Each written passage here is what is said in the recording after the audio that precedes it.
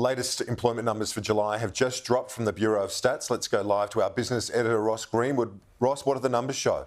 Yeah, they've actually tweaked up just a touch, Kieran. So the unemployment rate, which was expected to be on hold pretty much at 4.1% through July, is actually tweaked up to 4.2%. Now, I'll get more of the details as it came through. This is pretty much in line with where both the Reserve Bank and the federal budget, the Treasury estimates, have them around this time. But, of course, it is where it goes to into the future.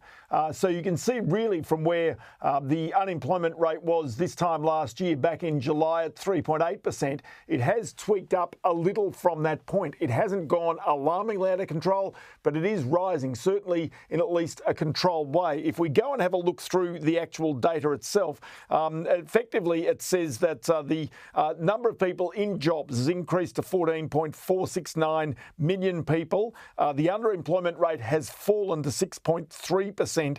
And sort of it's a situation whereby right now Australia's employment numbers are probably doing what the government and the Reserve Bank expect it to do. So this is really important. Now, a part of this is partly the number of unemployed people has grown by 24,000 during the month of July, and the number of employed people, so new jobs created, has increased by around 58,000. So the reality is right now, Kieran, that we're still producing more jobs than those being lost. It also depends on how many people actually decide to leave the workforce during this time.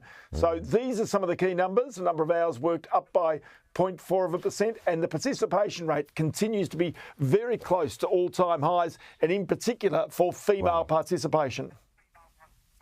So the labour market remains resilient.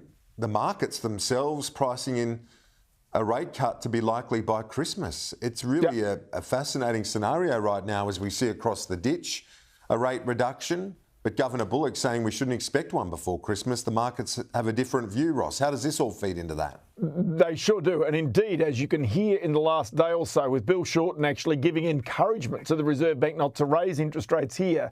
So this is really pretty much where markets are right now, 4.35%. And you can see, though, that the unemployment rate's starting to rise. That's another reason why perhaps that would give cause for pause for the Reserve Bank in regards to its estimation. This is where our underlying interest rates are, rather inflation rate is right now. So while inflation is coming down, easing down slowly, perhaps not as quickly as some would like, the reality is that the unemployment rate is rising, and they're the dual mandates that the Reserve Bank has to look at. Now, as you point out, the markets are still continuing to say that there is potentially a rate cut coming this year.